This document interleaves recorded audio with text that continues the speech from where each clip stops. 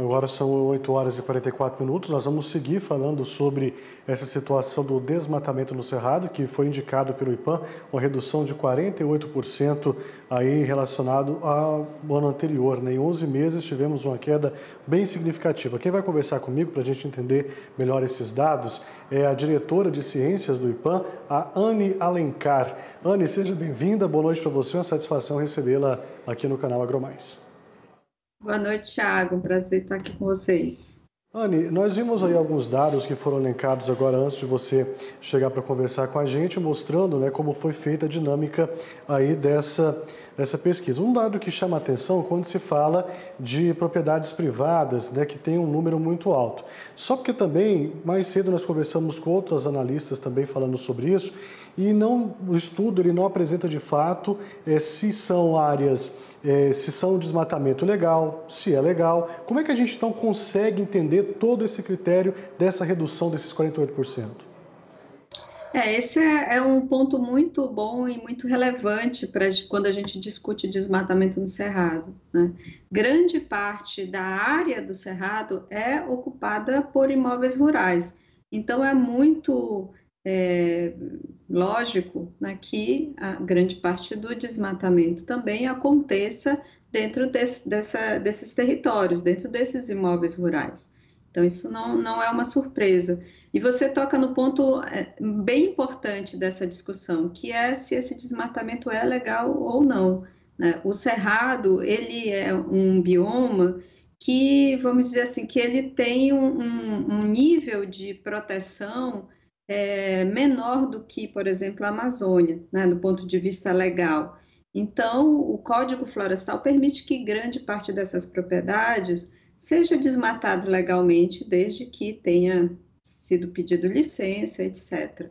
Então, eu te digo que para a gente entender a questão da legalidade do desmatamento no Cerrado, é importante a gente ter acesso aos dados, né, de autorização de supressão de vegetação nativa, e eu acho que é esse o ponto que é o mais importante. Sem dúvida nenhuma, e chama muita atenção da gente quando a gente começa a destrinchar todo esse estudo de vocês. Eu estava vendo aqui agora, nós tivemos aí uma perda de bioma de 46 mil hectares. Aí, independente, né, a discussão não vale se foi legal, se foi ilegal, é muita coisa, é quase 50% do que nós temos de vegetação nativa. A gente sabe que o nosso produtor, principalmente o produtor que nos acompanha, ele cuida do meio ambiente, ele é uma pessoa que defende os interesses, ele quer água na propriedade, ele quer vegetação porque ele sabe da importância. Mas como a gente consegue fazer então para caminhar produtor rural, governo, iniciativa privada e juntos tentar recuperar um número que é muito alto, são 46%, é muita coisa. Quando a gente olha para o Cerrado hoje, né, como um todo, a gente vê que grande parte do bioma já foi desmatado, um pouco mais da metade, né?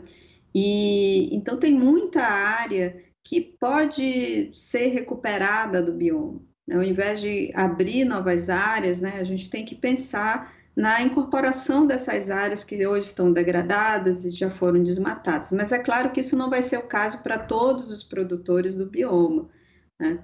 O que eu acho que uma questão bem importante é que a nova visão, né, de como incorporar práticas sustentáveis no bioma, de forma em que essas práticas não acelerem o desmatamento ou não movam na direção de ter mais conversão, né, de vegetação nativa para áreas produtivas, é que realmente a gente precisa de políticas, não só políticas públicas que incentivem o uso sustentável das áreas já abertas, né, mas também políticas privadas que apoiem esse tipo de prática, né? E hoje, cada vez mais, o mercado está cobrando bastante, cobrando a origem desse desmatamento, cobrando também por uma segurança jurídica, né, dessa produção, né, cobrando muito sobre a responsabilidade ambiental sobre a produção e que, como você falou, vai além de uma questão da legalidade. Mas hoje a gente não pode negar que uma parte dessa área desmatada do Cerrado, ela pode ser legal, né? Agora, para a gente poder trabalhar nessas políticas públicas e também privadas, a gente precisa ter esse número do quanto que é legal e o quanto é ilegal. E para a gente saber isso, precisa ter um sistema muito mais integrado, mais transparente, e isso vai facilitar bastante a gente combater a ilegalidade do desmatamento no Cerrado. Sem dúvida nenhuma, né, Anny? A gente sabe que precisa sim passar por essa vertente. Agora me chama muita atenção, você falou isso agora, mais cedo eu conversei também com a ecóloga, ela falou a mesma coisa, que essa situação do Cerrado ser menos protegido do que a Amazônia. Eu gostaria que você explicasse para a gente os motivos que isso acontece, porque nós vimos que a Amazônia teve um aumento no número de queimadas de mais de 250%. Mesmo ela sendo mais protegida, também é algo que chama muita atenção. Mas por que acontece isso de o Cerrado ser menos protegido?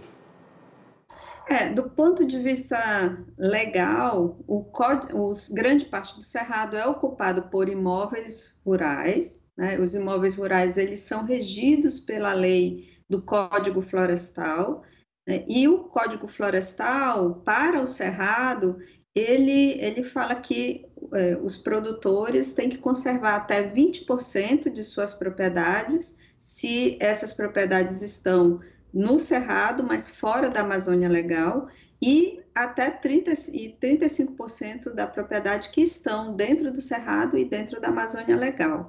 Então, na Amazônia, o produtor, né, que tem sua propriedade na Amazônia, ele tem que conservar até 80% da sua propriedade. Então, legalmente, é um nível muito diferente, né, de proteção. Então, isso já é um diferencial. Um outro diferencial bem grande entre a Amazônia e o Cerrado é que cerca de 50%, ou até mais, né, 50% são só unidades de conservação e terras indígenas, mas um pouco mais disso são áreas públicas, né?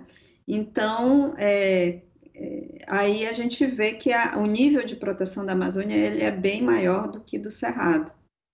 Anny, e para a gente encerrar, como que as ações compensatórias poderiam ajudar a diminuir esse número? Eu falo porque nós já temos aí sistemas como ILP e LPF, enfim, são grandes as tecnologias que nós temos hoje, que o produtor já tem que cumprir ali uma parte de reserva legal, mas ele poderia estar resgatando algumas áreas que já não estão mais em uso, que são desmatadas, e isso ser compensado de alguma forma. Você acha que isso pode ser um incentivo também viável para melhorar essa situação e a gente conseguir reverter esses 46%?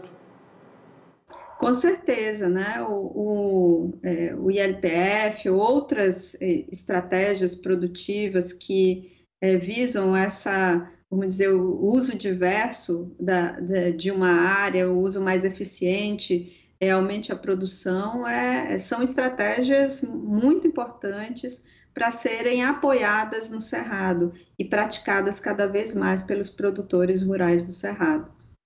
Tá certo, Anny. Eu quero agradecer muito a sua participação aqui com a gente, trazer um pouco mais desses dados, um ponto de vista agora direto do IPAM, que quem foi que realizou. E muito bacana a gente saber que tem condições e que a gente pode trabalhar junto aí para melhorar essa situação aqui do nosso Cerrado, que é tão importante. Mais uma vez, muito obrigado e até uma próxima, tá? Obrigada a vocês.